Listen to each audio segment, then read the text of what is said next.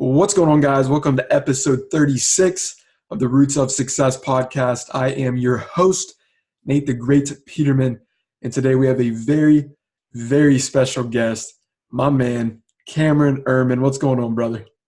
What's going on? Good to be here, Nate. Hey, I appreciate you taking the time out, Cameron. I know you're a busy man, traveling and everything like that. So, I mean, shoot, what state are you in right now? I'm in California. I'm up in Redding right now, actually. I have some of my family up here, my girlfriend up here, so just up here visiting everyone. Hey, okay. Heck yeah, man. I know you travel around a lot, and some of you guys might be wondering, man, who is this guy? He travels around nonstop. I'll sort of read a little bit off of Cameron. Cameron Erman he's a videographer, photographer, and editor born and raised in Northern California. Cameron began editing videos and After Effects and teaching himself visual storytelling at the age of 14 years old. From getting paid to edit for YouTube channels with millions of subscribers in high school to now currently traveling the world with his friends to inspire people through film and the hope that he has in Jesus, Cameron has had quite the plethora of experience creating digital works of art. Cam's vision, of course, is empowering a generation, making Jesus attractive again, and remembering the passionate intimacy with God that we were created for. Wow, Cam, that's very deep. I know you're a lot deeper than just that. So Yeah. I would love to hear a little bit about your background. Obviously, you're from Northern California. I would love to hear where you come from, as well as just sort of your upbringing, man. You know what I mean? Yeah, totally. And so I obviously get that a lot. Like the audience here is very like entrepreneurship oriented. I mean, I grew up in Antelope, California. It's up in Northern California. It's kind of like a small little suburban town, 25, 30 minutes north of Sacramento, which is obviously the capital. And so it's just like this suburban town, and I had a pretty chill upbringing. I mean, my mom was like a stay-at-home mom growing up. My dad, he was an entrepreneur, and he owned his own home health agency, and so they did like caregiving, nursing, all that kind of stuff for the Sacramento area. They would take care of people who were sick or elderly at their homes, like at their house, so they don't have to go to a hospital. And so we were pretty well off growing up. It was really, really nice to be able to like have my mom be at home and not have to work, being able to come home to my mom every single day, when I realized a lot of like other kids growing up weren't able to have that. When they would come home, both of their parents would be at work or whatever, or they wouldn't have anyone to pick them up from school. But my mom was able to be there, and it was like a huge in part to just how like God had blessed my dad's business and allowed things to take off and allowed him to be able to take care of us through that. And so I've just seen entrepreneurship in a huge way be a total way for God to bless people like crazy, and especially my family. We've just been so blessed by entrepreneurship and by what it's been able to do for us. And so it's just an exciting way for us to be able to have free flowing income, to where it's not determined by someone else or some other authority, but ultimately it can be determined by our own openness and also by God, first and foremost, which is really, really awesome. I think it's an awesome way that really inspires God's heart to be able to bless us freely and openly without having like the restraints of what an authority or management or whatever has to say. And so I really encourage almost anyone and everyone at this point to be able to like step into that, just because I've seen that growing up for myself, just totally change my life, and be able to have something like have my mom there for our whole family growing up. I think it's just that time is so much more valuable than anything else.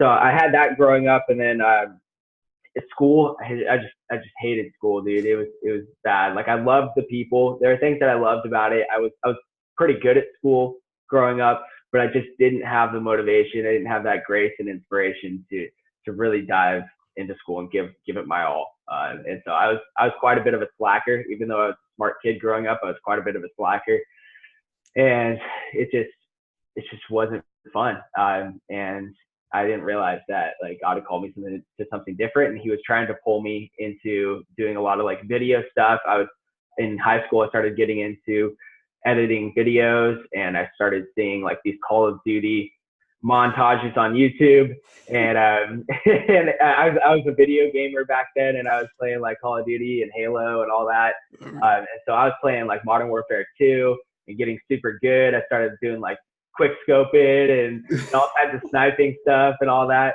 and I started getting pretty good at this game. And I started to record myself. I bought like a little capture card, recorded myself onto my computer, and I started editing and posting videos onto YouTube of myself playing. And then I started getting involved in like that whole YouTube scene. I became a part of a channel and editing for a channel that had about like 300 to 400,000 subscribers. Wow. And this is when I was in junior year of high school. And yeah, and I was in junior year of high school, so I was 16 years old, and I was editing for people. I was getting paid. That wasn't that much. I was getting paid like $80, $100 or whatever to edit like a video for someone. But when you're 16, it seems like a lot for when you're hanging around friends who don't even have jobs, and they're like hoping that their parents give them $10 to go to the movies with you or something, you know. It's just, it was cool to be able to step into this place where it's like, wow, I can go out and make a name for myself. And that's what I started doing on YouTube, is I started to make a name for myself.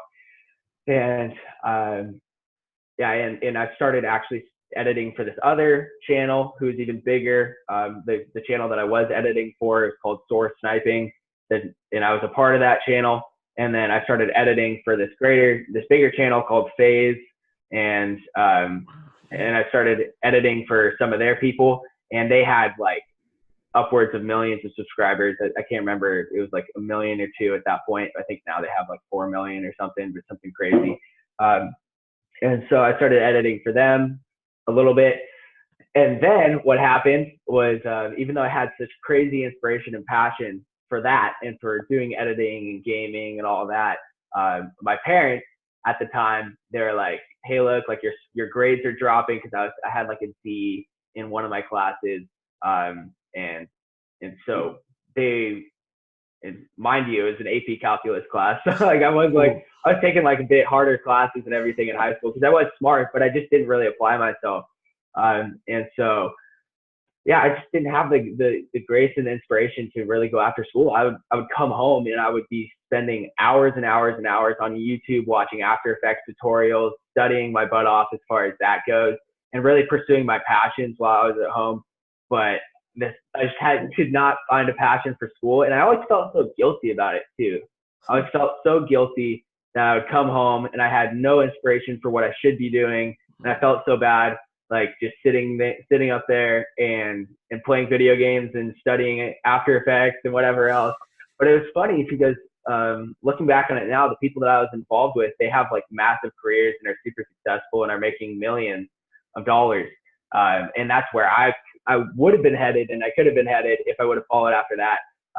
But at the time, I didn't really have any sort of relationship with God. I didn't really have any sort of faith in like where God, the fact that God was leading me to do that, because He was the one who was giving me that inspiration, that crazy inspiration to sit there for 6 hours a day and study After Effects to learn a program. I didn't realize how unique that was. I didn't realize how God-given that was, you know, and I just thought that was just my way of just distracting myself. But no, like I had a gifting and a calling that was beyond the school system and beyond just anything else. And so what wound up happening was my parents took away my Xbox, they took away my computer, and they're like, you got to get better grades, you got to get your grades up. And so kind of cut my YouTube career. Even though it was starting to take off, I had a few thousand subscribers at that point, and I was working with channels who had like hundreds of thousands and millions of subscribers. And so my channel started growing about like, 1,000 subscribers a month. At that point, I think the last month before I quit, I grew about like 1,500 to 2,000 subscribers just like within that month, because I was starting to do videos for these bigger channels. And so it was just like right when my career was about to start taking off. And looking back on it now, I don't know if I would have actually been ready to kind of like to have that kind of a career at that young of an age, and not really knowing who I was, and not really having a relationship with God at all, or anything to like keep me grounded or safe. It might have been actually kind of more destructive for me if I would have had that all happen. But it would have been awesome for sure in a lot of ways.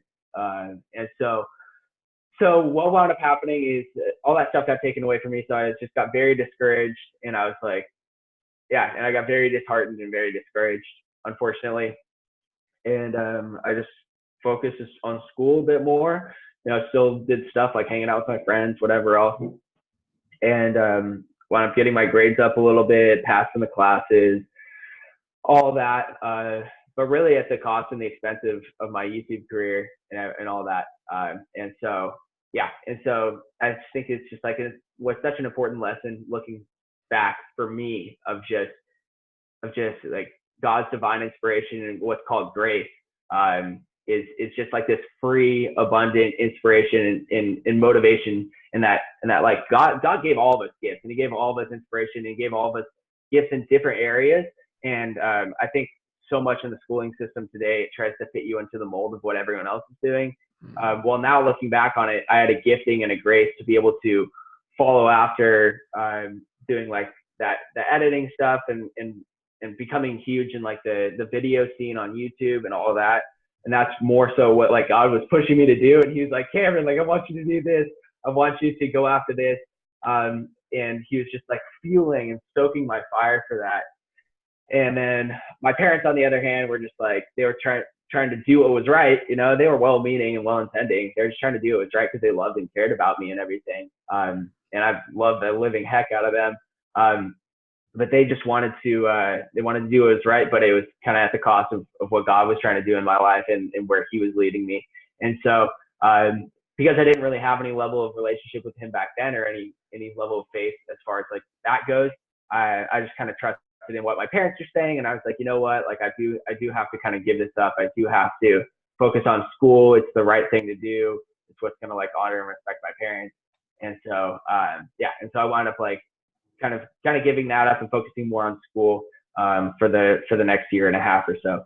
And so and so that happened. And then I wound up like working at In-N-Out, and I worked there for like a year and a couple months. Then I got introduced to network marketing and entrepreneurship, became a part of VIBY, that company, and then I started getting more into that, started reading like kind of personal development books, all that kind of stuff.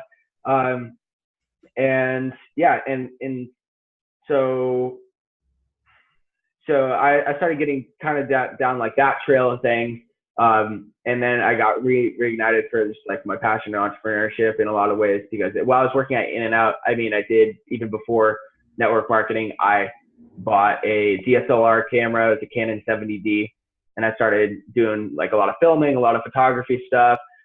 And especially the travel that came with being a part of a company like that, where we go to Vegas every once in a while, we for conference events or whatever, and then we travel around for other stuff too, for home events up and down California.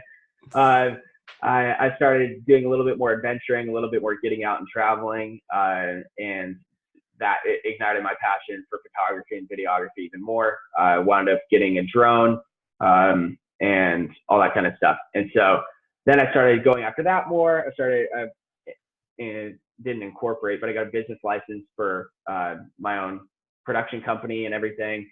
And so I wound up like officiating my production company, Cam Productions, and then started getting like more and more gigs as far as that. And I started seeing that, wow, like I don't have to fit inside the box of what everyone else wants me to do. There's like another path in life that I could take with that. I can actually do what I love. I can actually do what excites my heart, and life doesn't have to be this thing where I have to fit inside the box, but I can rather trust that like the vision that God put in my heart, and like the passions that He put in my heart are there for a reason, and it's not by accident. And if He's going to ignite me and give me fuel for that direction of my life, then He's not going to like turn around and not bless that, And so I started going after that, and I started going down like deep into the rabbit hole of personal development stuff. Started going to Tony Robbins seminars. I paid like $10,000 or whatever for Tony Robbins like course and training and everything. A bunch of all that kind of stuff, walked on coals, all that good stuff. But I was huge into that, dude. And I let like personal development really consume my entire life. And I was like up to my neck in books, reading about psychology, and the whole motivation behind all this was I was trying to fix myself. I was trying to like become the best possible version of myself, which is all amazing. And I was wanting to just change who I was, because I knew that there were things inside of me and there were parts of me that were messed up, and I think all of us know that and realize that growing up that we need a savior. And personal development kind of teaches us and taught me that savior was myself.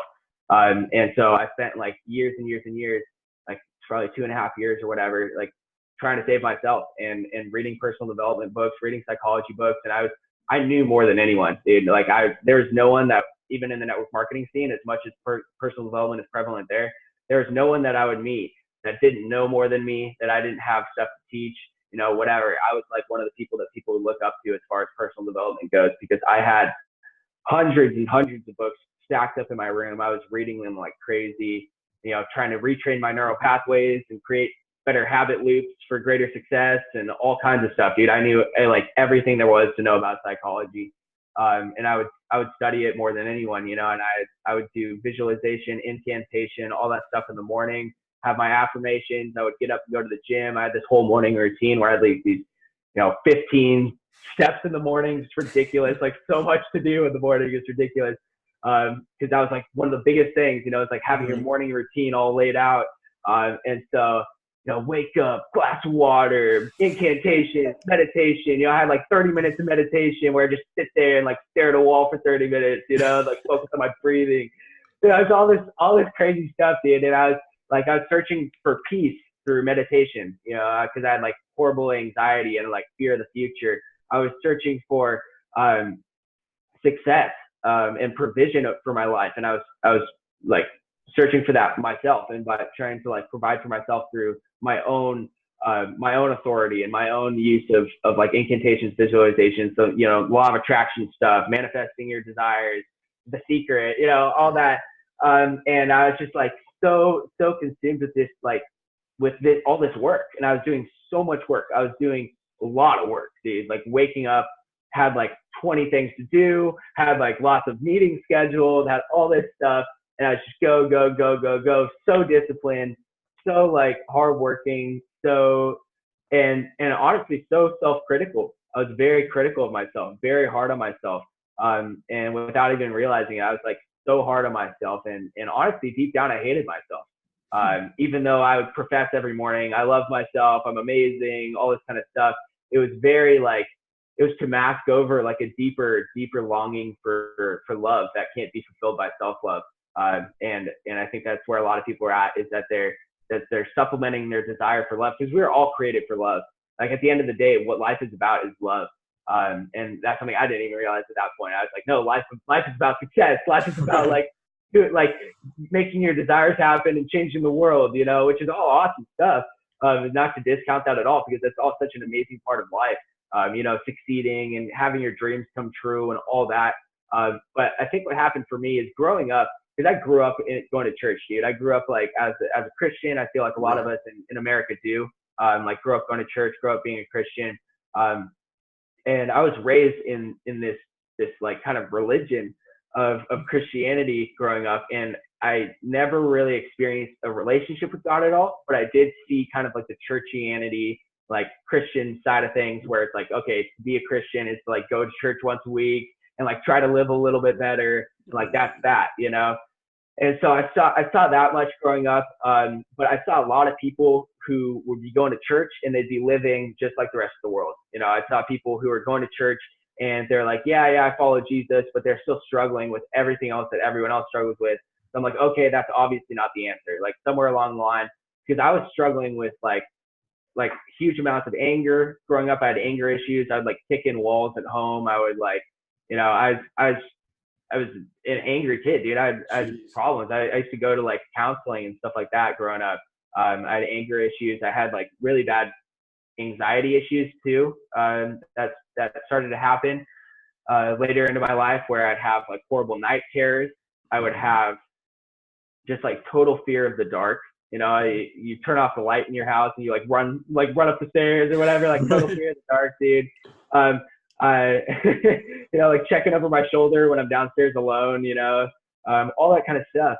And I just lived under like this anxiety and this fear and this oppression.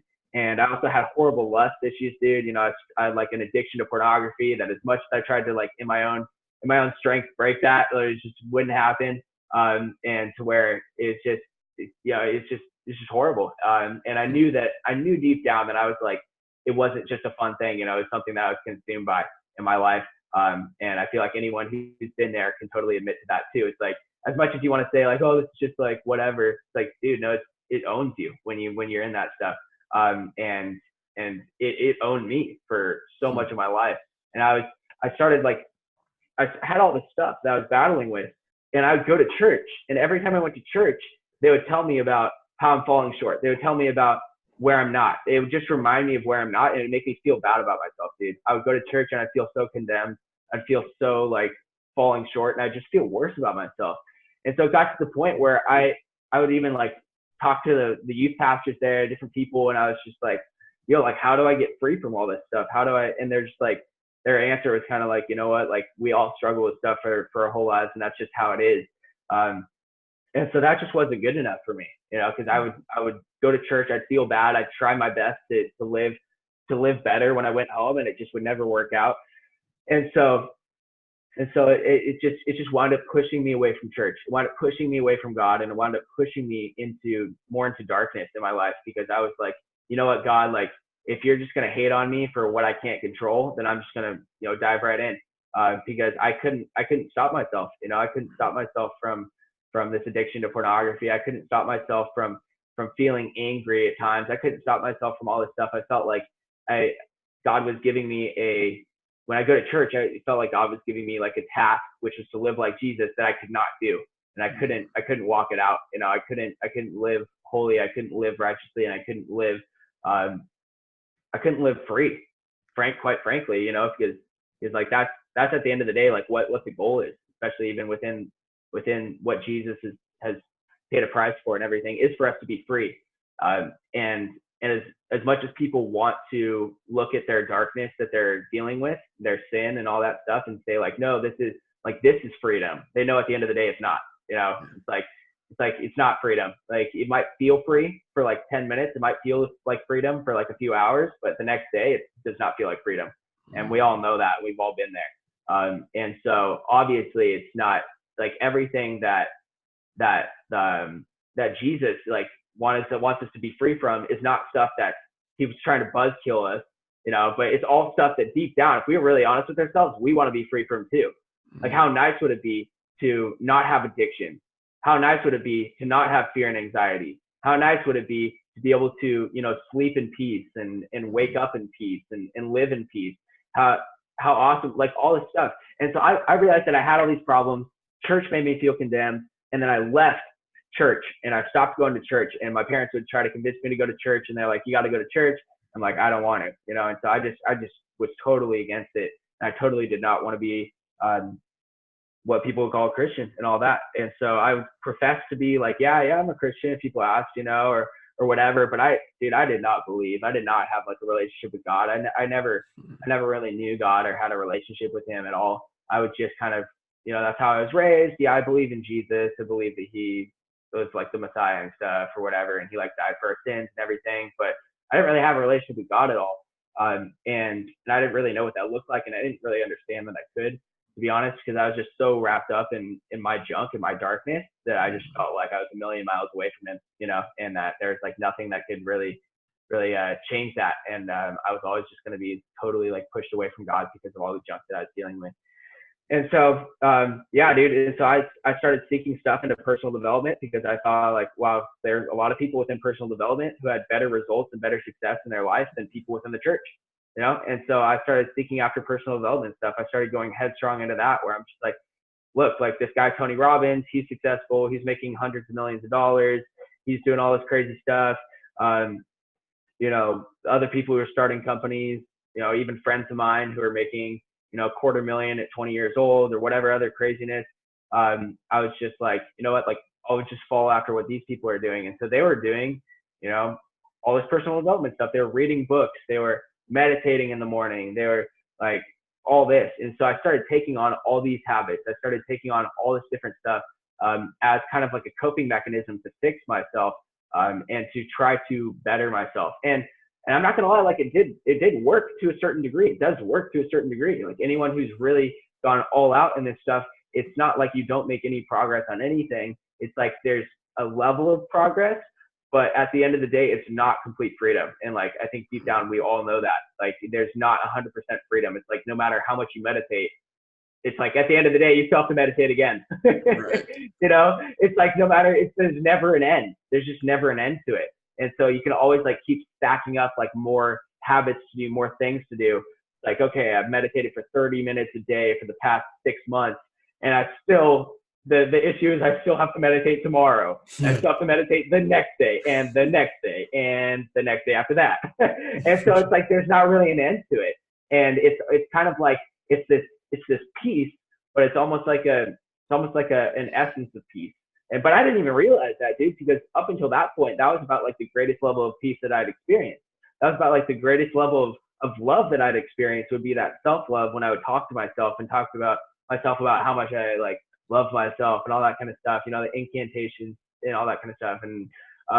And yeah, dude. And I like felt good on a surface level, but deep down I was hurting, like there's like on the surface, everything looked great. I looked happy. I looked successful. I looked amazing. But deep down, if people like really like saw my heart, and a lot of my friends and family could at that point, because I would like lash out every once in a while, like things would go down where it's like, it's kind of a revelation of like, okay, Cameron's not in the best place, even though he like seems all great on the outside. I was still struggling with demons on the inside, and I was just going deeper and deeper into darkness, dude. I was starting to like go headstrong into lust. I was like talking to like 3 to 5 different girls at a time, and just like, messing around with them and everything like that. And that opened up tons of doors of just darkness and all kinds of junk to come into my life, to where all of a sudden I started having really bad night terrors. I started having like horrible dreams. I started, like I literally have a scar on my hip because one night I was laying there, and then like I had this horrible night terror to where like I saw a bunch of like spiders and spider webs like falling on my face. And I was like really scared of spiders growing up. And so it was like one of the scariest dreams for me personally. And it's funny how like Satan will do that. He'll choose like what you're actually scared of and use that. And anyone who's been there and has been like in those places where they've been attacked or whatever knows that. But it was totally like this darkness that came over me and like gripped me. And it's obviously not of like this world or anything. And it was just totally jacked up. And I flew out of my bed like screaming, dude. And I landed on my camera equipment on the ground. And I have like a scar on my hip right now because I like sliced my hip open, and I sprinted out of my room so fast. I was like so scared. And so like stuff like that started happening to me. There's like greater and greater levels of darkness that started like really encroaching on my life, because I was just choosing to walk away from God and walk into like all this darkness, dude. I started having really bad anxiety. I started to, and I would do like more meditation. I would do like all this stuff and it would help me cope with it. It would, like, it was a certain level of satisfaction to it. But at the end of the day, I still had to do it again. It was like, there was a certain level of confidence that came from doing affirmations in the morning, but it's like, I still had to do it again.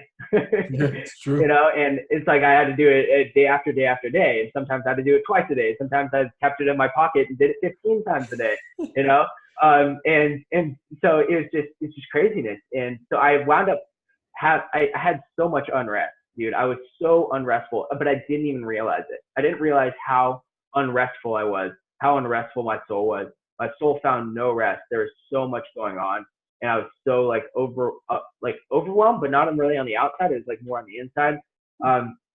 And so what happened was, actually one night there's this moment that I had in Hawaii. I was on Kauai, and it was like at the pinnacle of my success, dude, of what I thought was success. I was doing what I loved. I was getting paid well for it. I was on Kauai. I was on the Nepali coast, just like I was talking to like 3 to 5 like different beautiful girls at the same time. Like I had like all this stuff that I thought was like totally gonna make me happy. And I had this moment where I was standing there on the Nepali coast. I was with my friends Kanoa, Brianna, and some other friends on Kauai, and I was looking out over the Nepali coast. And I was standing there, and I was like, "This is my dream. This is what I've like worked so hard to achieve.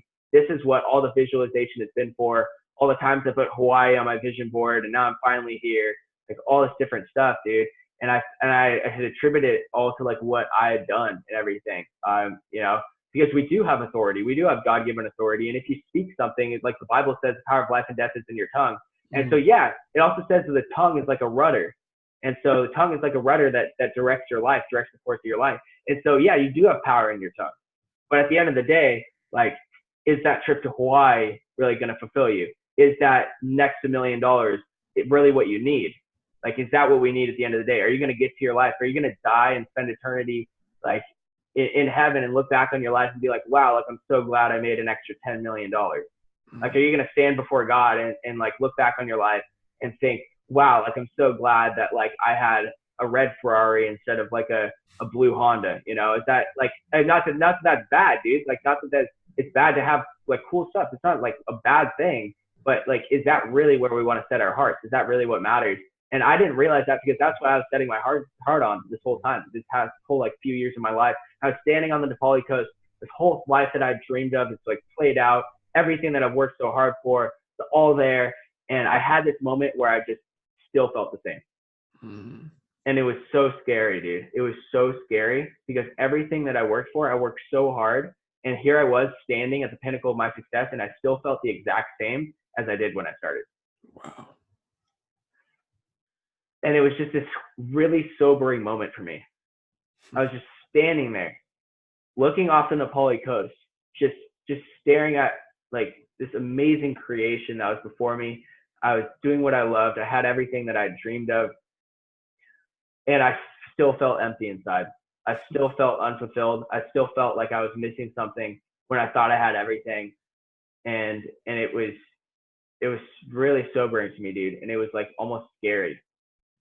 Just standing there and realizing, wow, all this stuff that I set my heart on, all this stuff that I was so focused on fulfilling and achieving, it hasn't done anything for me, you know. And that was one of the biggest issues was for me. Like I was so focused on myself, dude. I didn't realize it. I'd say that I was doing it for other people, you know, but at the end of the day, like I was so lacking inside, because I didn't know God. I didn't have a relationship with him. I didn't have his fullness inside of me, that I was so lacking without even knowing it, that I couldn't help but like live for myself. I couldn't help but do what I wanted. And there's things that I would do for other people, but it was because it made me feel good, you know? Mm-hmm. And so it's still at the end of the day, all about me.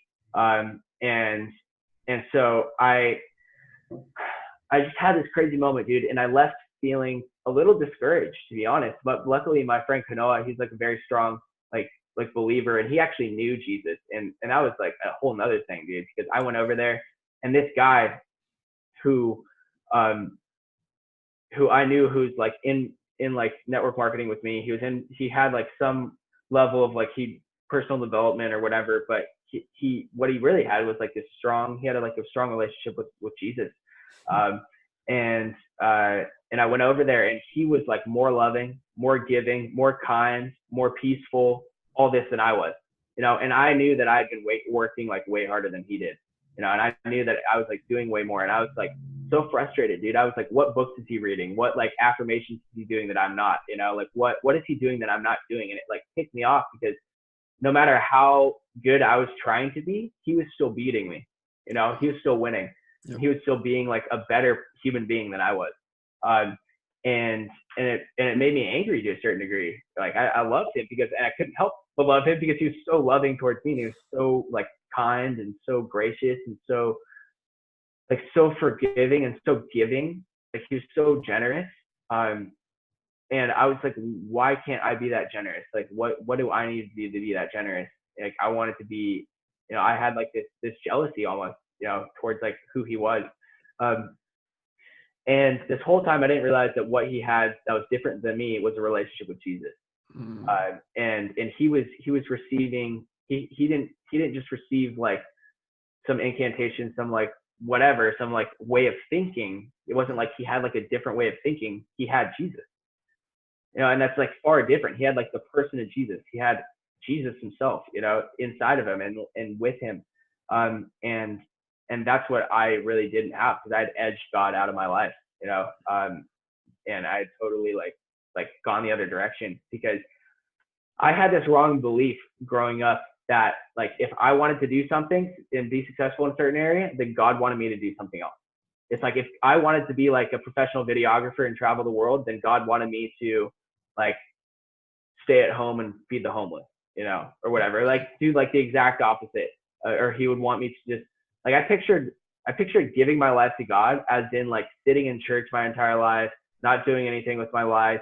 Because growing up, all the people that I saw in church who had given their lives to God, they weren't really doing much with their life. And so I saw it as a total sacrifice of my dreams. But what I didn't realize is that there's, in the word, it talks about, it says that delight yourself in the Lord and he will give you the desires of your heart. And it also says that Jesus is talking to people in the Bible. Jesus is saying, if any of you who had a son, if your son asked for a fish, would you give him a snake? If your son asked for bread, would you give him a rock? And if your son asked for an egg, would you give him a scorpion? And he's like making this whole like, and he's like, no, like, of course he wouldn't. And he said, you, even though you are evil, know how to give good gifts to your kids. How much more does as Heavenly Father know how to give good gifts to his kids? And how much more does he want to give good gifts to his kids?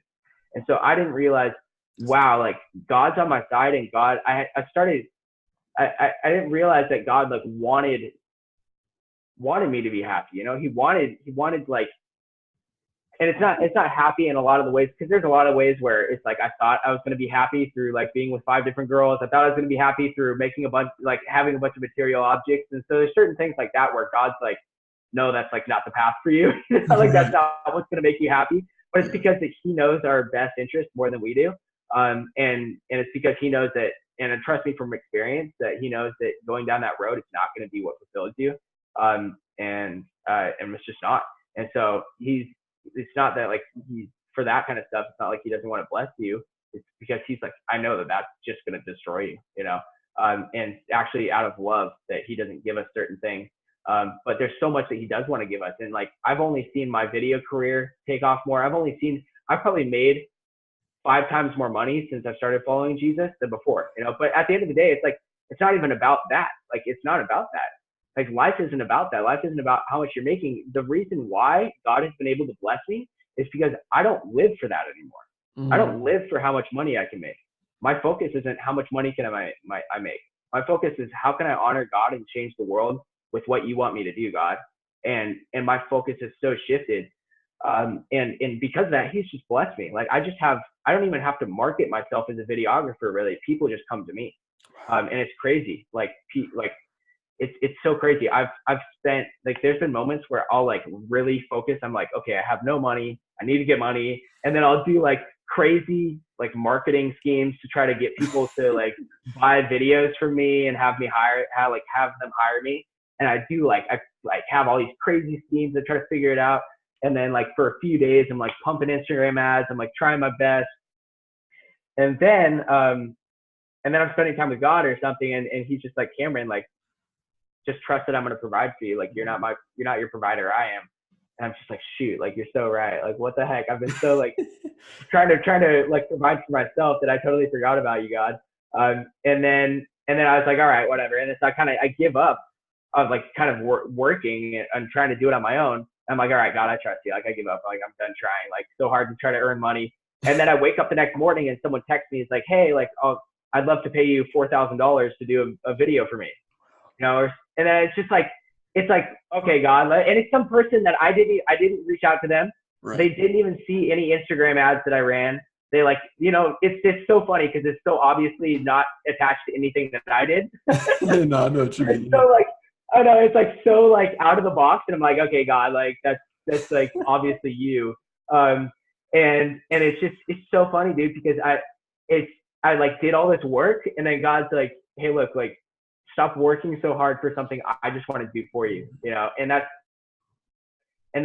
that's what I didn't realize, is that I had this heavenly Father who loves me, who like came and died for me, like came to the cross and pursued the cross, to die and to know me and to have a relationship with me, so that he could provide for me, and he could take it. It says that like Jesus talks about in Matthew, there's this chapter on worry, and he talks about how like the birds of the air, they neither spin nor toil or anything like that. Like they don't work or anything, and like they're not worried. Like how much more is God going to provide for you than is he going to provide for just like a bird, you know?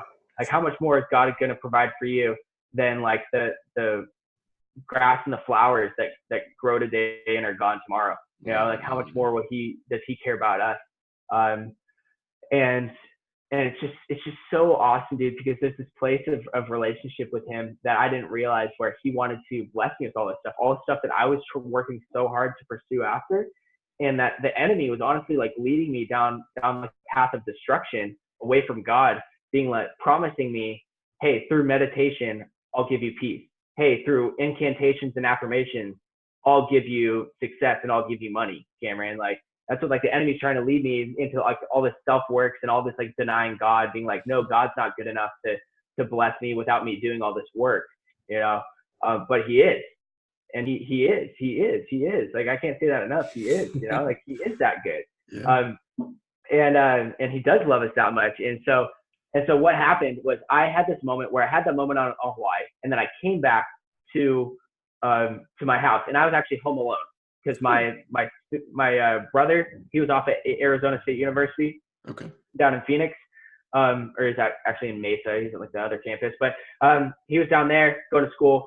My two sisters and my parents, they were all off in Norway. Actually, they're on a vacation over there. And so I came home after this trip to Hawaii, and I was home alone. I was all alone.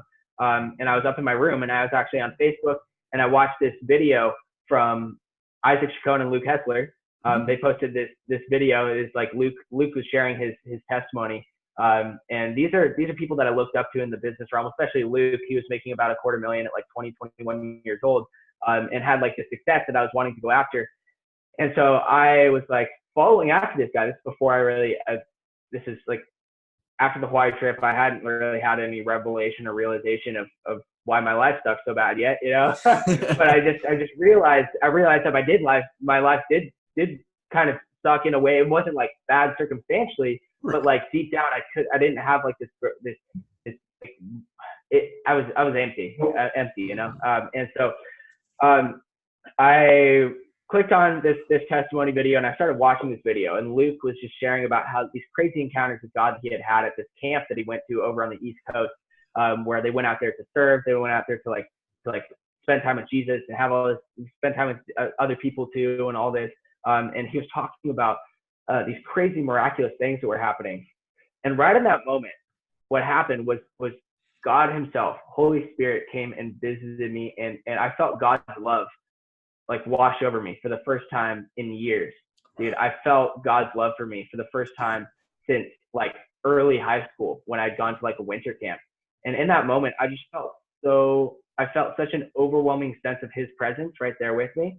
And I felt such an overwhelming sense of his love for me. And it says in the Bible that God is love. And it's true. And so what like in that moment, what I felt was love, the presence of love, God himself right there with me, loving on me. And he was reminding me of how much he cared about me. He was reminding me how much he loved me. He was reminding me like that he died to know me, that he paid this huge price to be able to be with me. Because he cares about me that much. Like he endured the cross for the joy set before him. Now it was his great pleasure to like endure this gruesome, horrible death on the cross just to know me, and just to be with me in that moment, and to love on me in that moment. And so I was sitting there and I was watching this testimony, and I was so struck to the heart with God's love for me. And I was so convicted because I knew that I had ran so far away from him. I knew that I had gone so far into like darkness and totally ran away from him and totally disrespected him. I felt so convicted in my heart And it wasn't because God was there beating me up, but I was convicted because of God's goodness. And it says in the Bible, like the goodness of God leads men to repentance. And so that's what happened to me right there, is that God's goodness and a reminder of how much he loves me convicted my heart. And it's almost like when you see someone doing something really nice for another person, and it convicts your heart of like, wow, like I should probably be living like nicer towards other people, or like you see this like someone give an amazing gift to another person, and you're just like, oh, like shoot, like that's what life's about, And it was kind of like that thing in that moment where like God came and loved on me when I was so far gone. I was so in outer darkness, and maybe not by the world sense, but in my own life, I knew it. Like I wasn't like doing drugs. I wasn't like, I grew up in the church. Most people would consider me like a believer, most people would consider me like not like a nice person. They would look at me and be like, yeah, Cameron's a nice person. He's not like a bad person. But I was like, in my heart, I was so far removed from like God and his love for me and all that. And so, and I was just walking in constant disobedience, obvious disobedience from what he wanted me to do and all that kind of stuff. And just walking into darkness and walking into like everything that's not God. Yeah. And so I was right there convicted just of my sins, dude, and of all this jacked up stuff that I've done. And in that moment, I realized that, wow, my life is trash, honestly. Like I was like, my life compared to like this moment right now with God, like everything I felt up until this point has been a zero. All this success that I thought was making me happy, all this other stuff, it's a zero compared to how I feel right now, sitting in my bedroom with God's presence.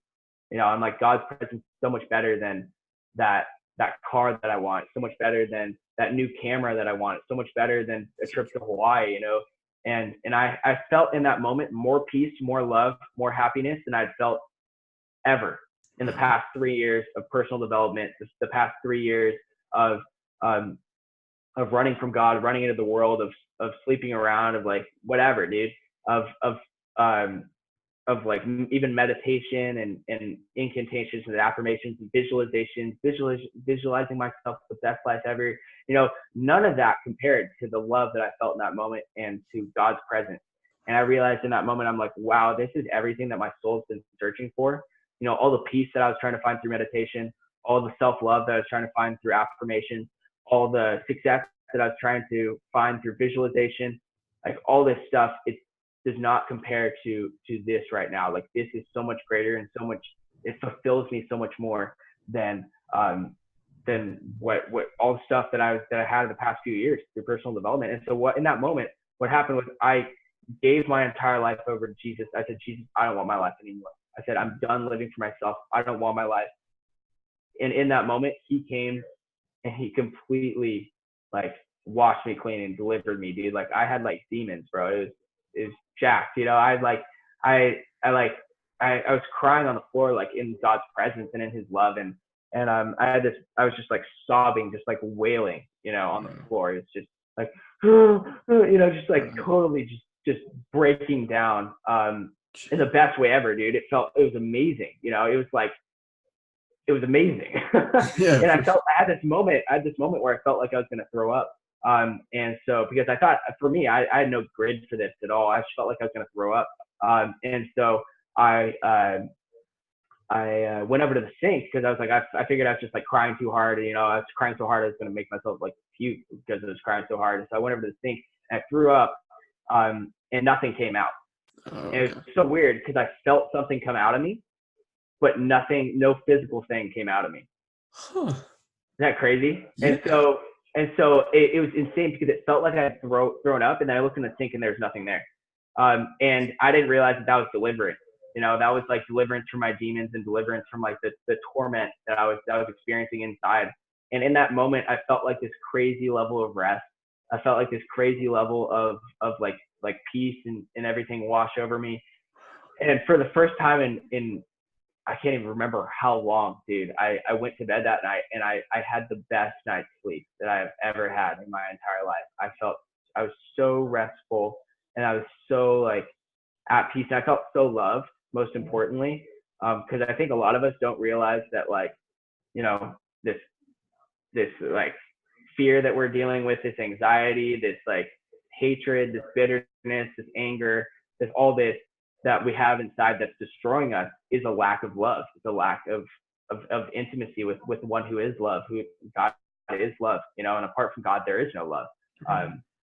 There just isn't, because God is love. And so it's like, that's that. And so if you want love, then you have to go to him, you know, and it's not like the universe. You're not going to find love from the universe. You're going to find love from God. You're not going to find like, he's personable. He's not like some unpersonable like force or something like that. It's not like the force, dude. It's like Jesus is a person. He's a human who walked on earth, you know, and like God is a father. And this is the depiction that Jesus gives us, is God is personable. It says ask God. It's like you can't have like an asking conversation with someone who isn't a person, you know. It's like God's not like a vending machine for your life, where it's like, oh, I'm gonna punch in numbers of like, I want this, I'm gonna do these affirmations and these incantations, and then God or the universe is gonna give me like exactly what I want. Like it's a relationship, dude, and it'd be heartbreaking for people they're gonna manifest all their dreams and desires, and then they're gonna get to the end of their life, number one, realizing, wow, it wasn't about that. Number two, realizing, wow, I lived for myself most of my life. Number three, they're going to realize that there's an eternity after this physical life that we have, where we're going to go and we're going to be in heaven. And the most important thing that's going to be there, as much as heaven is awesome, as much as there's tons of fun stuff to do up there, dude, it's going to be a legit party up there. It already is. Like, they're already having a party up there, and it's already insane and awesome. And people are following their dreams and their passions and continuing on their passions, even past earth in heaven, and doing amazing things. Like, I know people who have been there, dude, who have been to heaven. And I know what it's like, and it's amazing. But the most important thing for anyone up there is God. And the most amazing, incredible thing that's in heaven, as much as there is a mansion for you waiting, as much as there is all your dream cars waiting for you up there, as much as there is like that, even beyond that, the more amazing part about it is that there's a God who loves you to death. He loves you to the point where he's willing to die for you. That's what's important. You know, like, you get up there, and the most amazing part isn't so much that you have a mansion that's totally decked out with exactly how you'd want it to, or if you want a tree house, there's a tree house for you. You know, it's like, it's whatever. It's like, the cool part is that behind all of that, there's a God who loves you, who put so much thought into every last little thing that he wants to give to you once you get up there. And I know people who've been there and who have received amazing gifts from the Father and from God, who it's just so cool, because it's so personable, and he's so personable, and he just knows us so well, and he knows you so well, Nate, and he knows everyone watching this so well, and he knows exactly who you are. He knows exactly what you like. He knows exactly like what excites your heart, and he knows exactly how to fulfill you better than anyone or anything could ever fulfill you. And this is something that took me years of darkness to realize, you know, is that number one, I'm not my own savior. Number two, like, God loves me, you know, he's for me and he's not against me. He's with me, and he's not, he cares about me, you know, he wants what's best for me. He doesn't want me to like have a horrible life, dude. Far from that. Like, you think God wants to have you a horrible life? Like, go chase after life without God, dude. You're gonna have a horrible life. I promise. Your life will suck. Like, it might look good on the outside, but your life will suck. Yeah. But if you so much as give your life over to him and allow him to be the ruling authority over your life, like, I promise you will not regret it at all. And there's not been one moment in the past 3 years of my life where I've regretted giving my life to God. And there's not one single instance where my life has been worse off. I haven't been less successful. I haven't done less of what I love. I've done more of what I've loved. I've gotten more blessed. Life has been more awesome. But even beyond that, my life, I've been given a new perspective on life, dude. I've been given this perspective where I'm following after Jesus now, to where my life isn't about me. It's not about waking up so I can become more successful. It's about waking up so I can love other people and give of my life and give of myself to other people. And I'm looking to serve other people and not to serve myself. And we live in this personal development, self-centered, like, self-consumed world where especially in the entrepreneurship realm, where everyone's saying they're doing stuff for other people, but at the end of the day, they're all about them, you know, and they can't, even if they do have a heart to touch and love other people, they can't, because they're not filled with the only thing that can fulfill them. and they're empty and they're lacking inside, as much as they want to say that they're not, as much as they want to retrain their brain to say that they're not. Like, there's something deeper that God wants to do in all your guys' lives listening to this. He wants to do something deeper in your life. And I just pray and ask that God just visits you right now and just convicts you in your heart of all the stuff that he wants to do that's even greater than what you can do. And I promise you that his grace will give you more. And he wants to give you more peace, joy, happiness, comfort, success, security, everything that you're seeking after in the natural. He wants to give you even super abundantly that in the supernatural and in what he can do. And there's a fountain that won't run dry, dude. There is water that you can drink that you will never thirst again. And I found that water, and it's Jesus.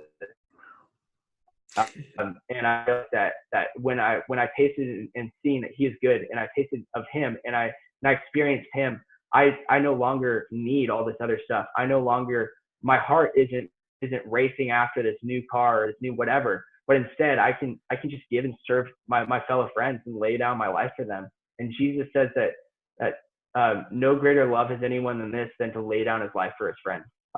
And so that's my heart, and the whole purpose of life is love. And if it takes getting to heaven for you to realize that, that's going to be heartbreaking once you get there, because you could have realized you could have been loving all along the way, you know.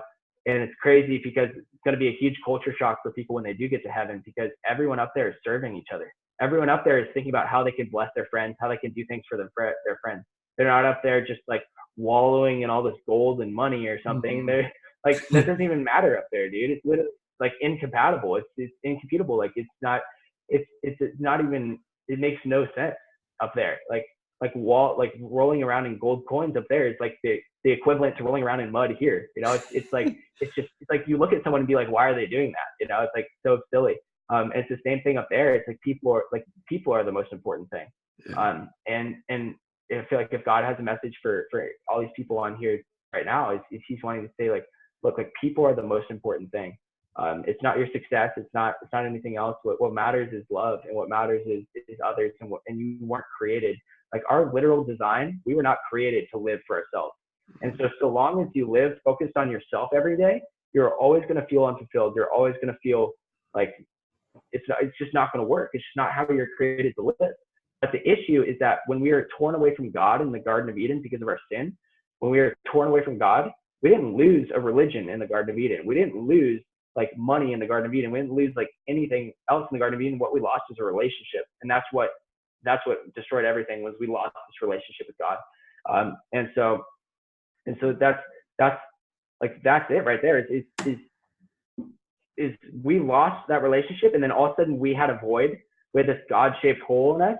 And then even in the laws of physics, if you look at, if there's a place that has a void, that has a hole, stuff will seek to fill that hole.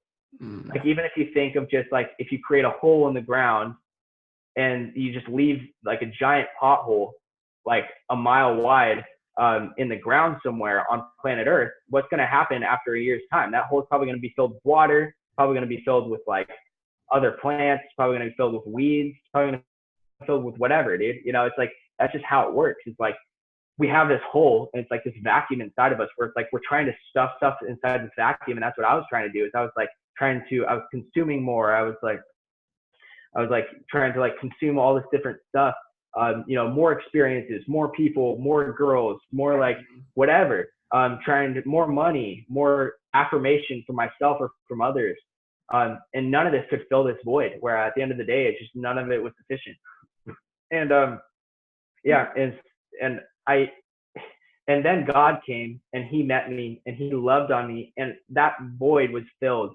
And I all of a sudden didn't need all this other stuff. And all of a sudden, girls that I was seeking after, and I was ruining their lives because I was trying to, like, you know, convince them into sleeping with me or whatever else, they were coming to me. And I had a moment a week after, where God had met me, a week after that, where this girl who I was pursuing, who I was like trying to convince to have sex with me, you know, trying all this stuff, she came to me and she was like, I was home alone, dude, and she was begging me and asking to have like sex with me at that point.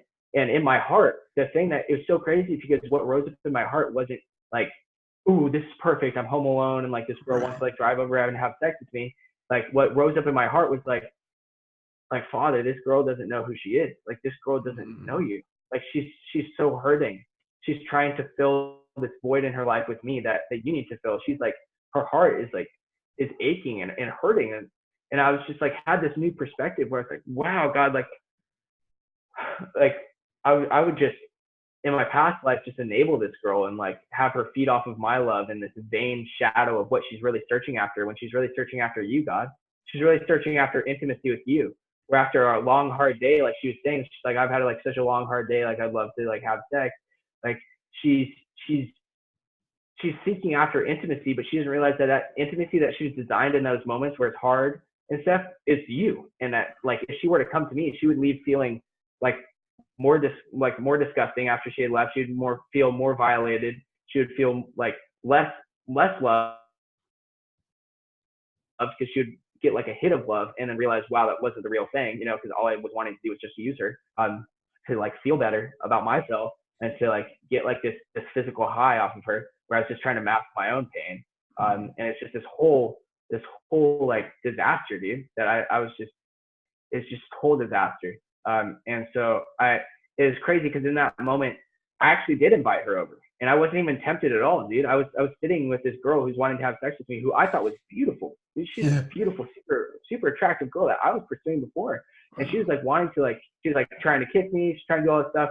And we were in the hot tub together of all things too. And I was praying with her. I was like talking to her about Jesus, and I was sharing Jesus with her and how much God loved her and how she didn't have to feel like broken down and hurt and in turmoil and all this stuff because God loves her and God cares about her, and that love that he has for her can fulfill that void and that need that she has inside of her.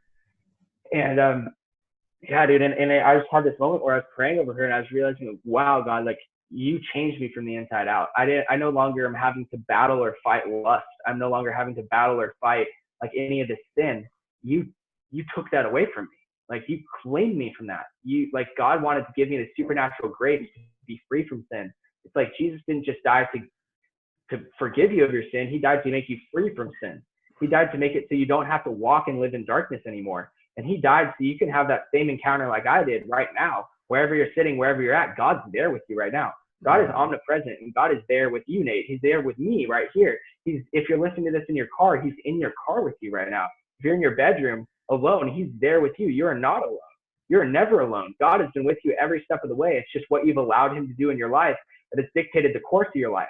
And so I promise you that if you give your life over to him, your life will be super abundantly more blessed.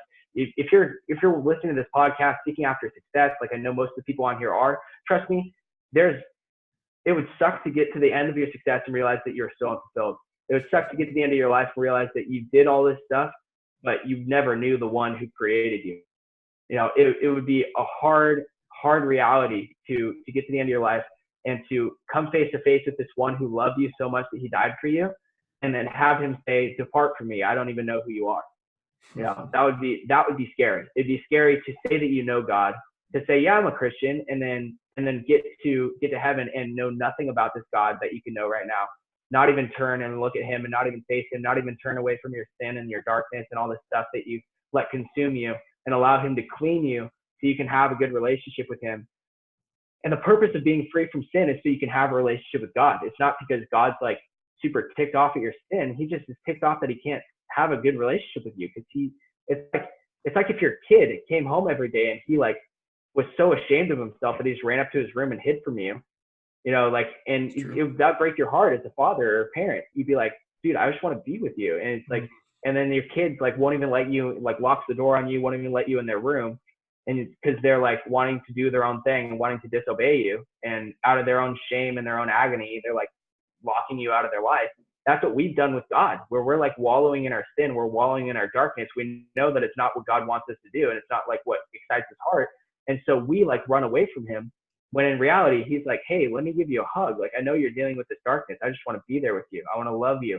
I want to be with you in the midst of this, in the midst of your pain, in the midst of all your junk. There's nothing that you're going through or that you're dealing with that is too big for God, and that is too much for God's love. There's nothing that you're experiencing. There's no darkness. There's no pain.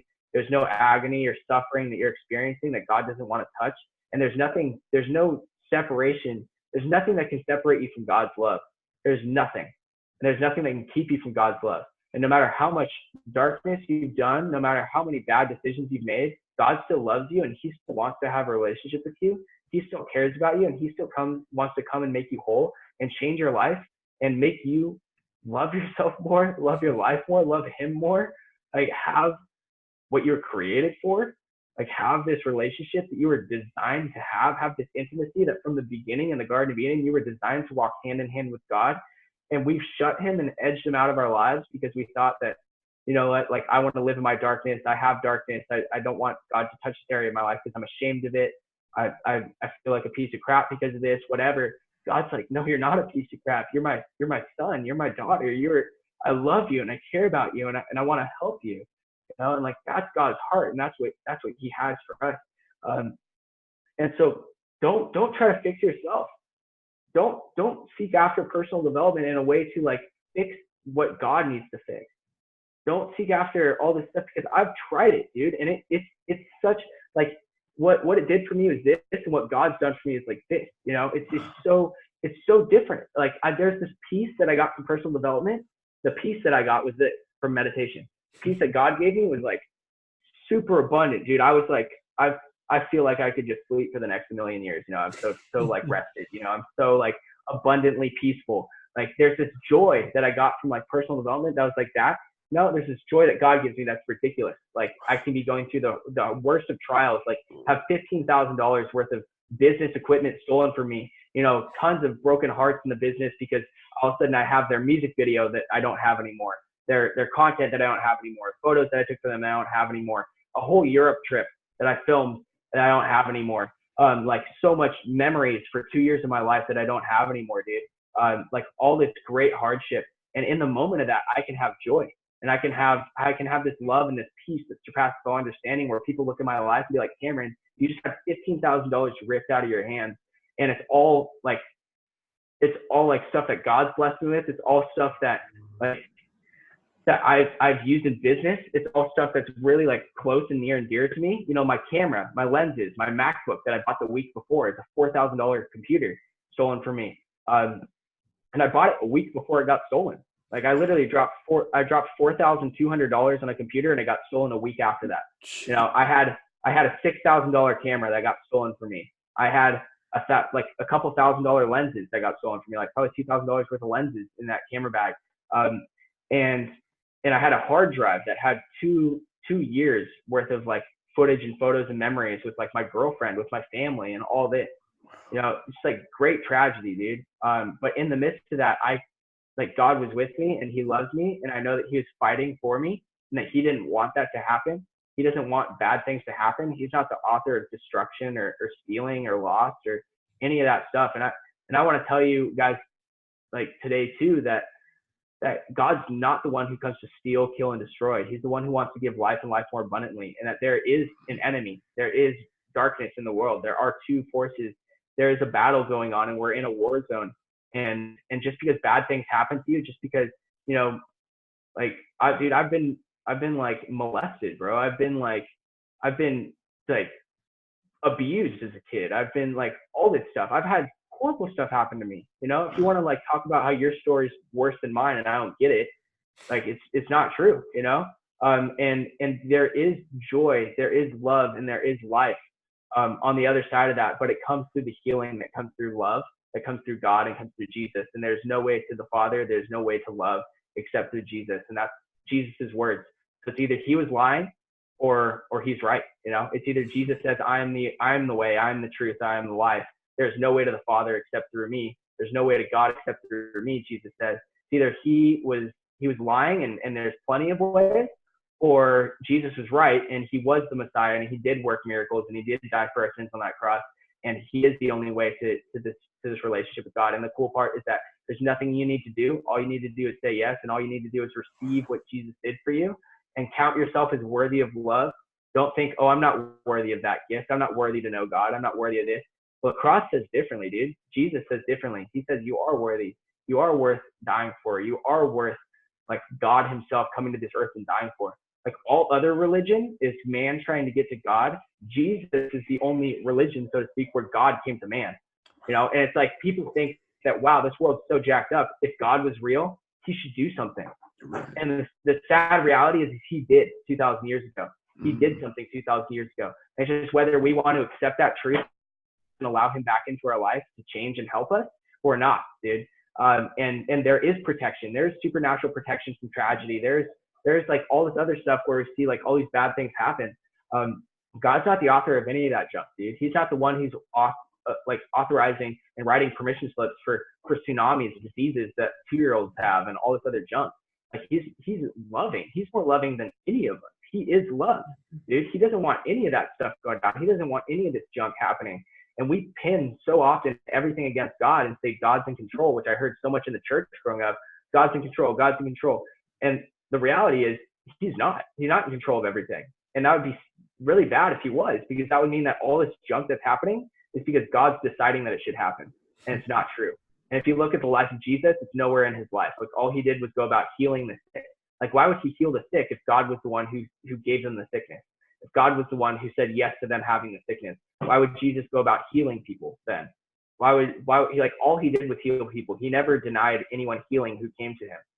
And he said that the thief comes only to steal, kill, and destroy, but I have come to give life and life more abundantly. He gives us two. That's Jesus talking. He says, stealing, killing, and destroying is not God. It's not. Like it's not. That's not his will. That's not his desire. And life and life more abundantly. That's God's will and that's God's desire for us.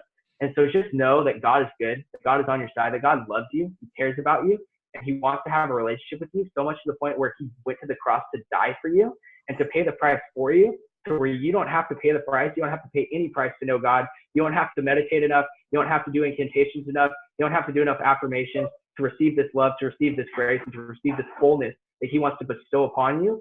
All you have to do is say yes, and all you have to do is believe that he is that good, that he is that loving, and he does care about you enough to do that for you. And because he really is, and he really does love you that much. And it's not just some like high and mighty idea. It's like a real thing that happened. It's a historical event. There are atheists. There are atheists who are firm on the fact that Jesus died on the cross. There are people who were Jewish leaders at the time who wrote down that Jesus was alive after he died. And these are people who killed Jesus. They didn't want him. In fact, it was a bad thing that Jesus was resurrected from the dead for them. And they were writing down and documenting the fact that Jesus was seen after his death by people and all that. And so it's a historical documented fact. Like this is a historically documented fact. This isn't some book that someone wrote. This isn't some like good idea that someone had at home. This is a legit thing that has happened. That Jesus died on the cross for us, and he loved us enough to come and pay the most like brutal death ever. It says in the Bible that he was marred beyond description. He was marred beyond any other man, where he was unrecognizable when he hung on that cross. When you looked on that cross, you couldn't even tell what was on there. You couldn't even tell, like, because he was so beat up. He was so destroyed. He was lashed and beaten and destroyed, and people were spitting on him, and all that came out of his mouth was, Father, forgive them, they don't know what they're doing. It's like he had this such amazing love for us. It's ridiculous. And so there's a reason why like right now people are becoming believers faster than the birth rate of planet Earth. People are coming to Jesus faster than people are being born. And so it's either you turn and face the reality that Jesus is Lord and that he is God, or your kids will, and that's just the reality of how God's moving on people's hearts. It's so real, and it's more real than anything else. And Jesus is the only God who has come to us and made the way for us.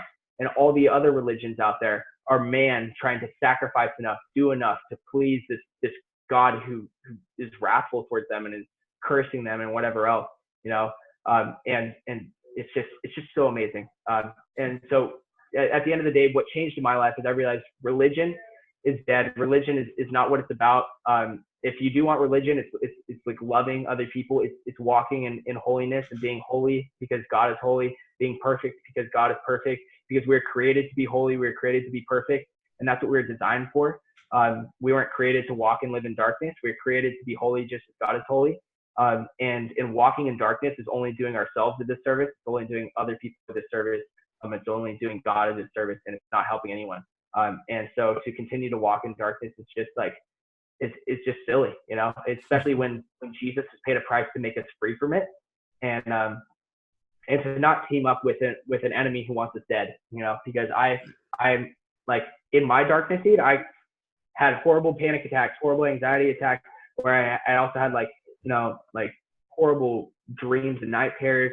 I contracted an STD at the time, which luckily like I'm healed of, you know, but that happened, and it's just like I was getting stomped on and whooped on, you know, by darkness in a lot of ways. And it's because I was giving myself over to the darkness. I was opening up all these doorways of lust, of perversion, of all these ways where I was saying yes, like Satan, come stomp on my face and come give me a bad day, you know.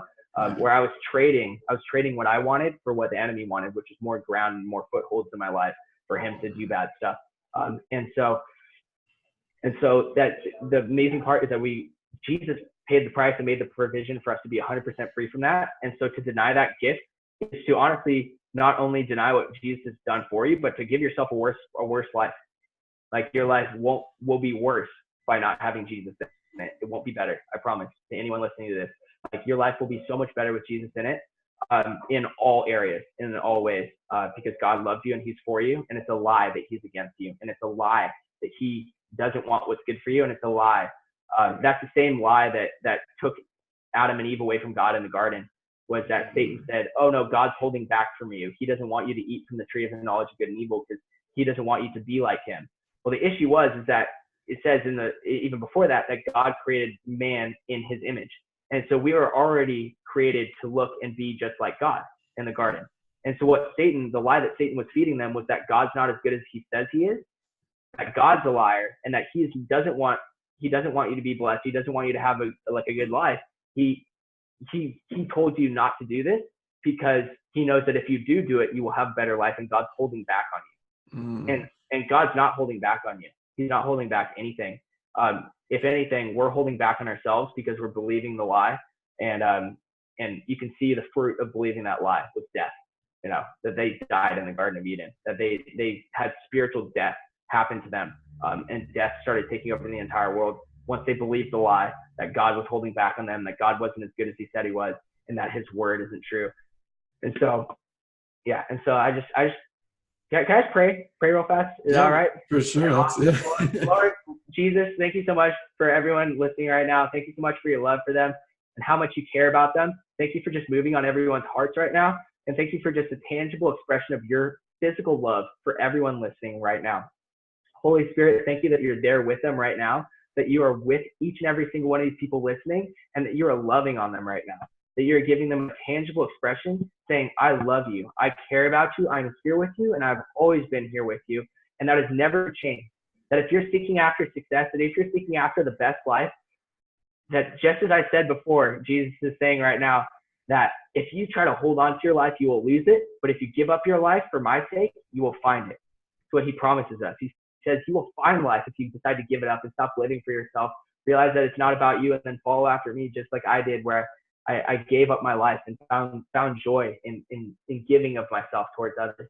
And so Holy Spirit, thank you for just convicting people's hearts of where they're at, whether it's to repent and get right with you and to have this relationship with you, realizing that that's the best thing ever. Or if you're just reminding them right now that their heart is already for you, that they've already given their lives over to you, and that they are already your sons and your daughters, and that they were already born again. And so, Father, I just ask for a baptism of your Holy Spirit for everyone listening right now, and that Holy Spirit, you just baptize these people in your love, and that you should remind them and refresh them of your presence, and that you inspire their hearts to believe on the cross, to believe that Jesus, you are the way back to God, and I accept that, and I want that, and I do want to be with you, Jesus, and I want to be with you, God, and I want to have a relationship with you because I've realized that all success is God-given, that it says in the Bible that all good and perfect gifts come down from the Father of lights. And so everything good, everything perfect comes down from you, God. Everything good, everything perfect comes from you, and it's a gift from you. So if any of these people listening tonight have received any level of success in their life already, may they just be like totally convicted in their hearts right now, God, that was you. That was you that did that. You did that for them. You blessed them with that success. And Lord, you love that. that all good and perfect things have come from you, and anything that's not good and not perfect is not of you. And so we just love you, and we just thank you so much, guys. Amen. Amen. Cameron Erman, my man. I appreciate That's you my as story. always, brother. No, man, I have no words. I mean, literally every single thought that I had go through my head, you covered it. Like I can't even explain it. And I love you, Nate. I love you too, brother, for real. Where can You're awesome. now just to end everything off, I definitely want the audience and the listeners and viewers to for sure, reach out to you and find you, social media. What's your handles? That way they can find you. Totally. So my handle is at Cameron Erman, so CAMERONERMAN. And that's my Instagram handle. And then you can go onto our websites too. Our ministry website is livenownatives.com. So live now and then NATIVES.com. And you can find like more content on there, and you can get plugged into our events. We have Wednesday night meetups over in Sacramento, California. And we also have like a winter camp coming up in January 3rd to the 5th for anyone who wants to be a part of that. We're going to South Lake Tahoe. We're renting out a cabin for 30 people on the lake there, and we're just going to have amazing moments with God there. And we're just going to be able to spend time with Jesus, spend time with one another, and really gear up for this next year in the best way possible, with a God who loves us and a God who's for us, and a God who wants to give us a vision for 2019 that's full of him, that's full of life, that's full of everything that he wants to give us for this next year. And so we have that going on. We just had a conference a few weeks ago, which is amazing. God did some incredible stuff. There's more of that coming up. And so you can find our events on there. You can get plugged in, and we would love to have you out. You guys are all more than invited. And there's totally an open invite. There's not like any pressure to come, obviously, but it would be so fun. It'd be so fun to hang out and to just have like to just see you fall in love with Jesus, just like I've seen so many other people, and it's just so amazing to find why people were created and by whom people were created. Absolutely, Cam. No, you definitely don't want to miss it. I will put all the links below in the description for you guys to click on. Cameron, as always, brother, really appreciate you, man. Appreciate you so much, Nate. Talk soon, brother.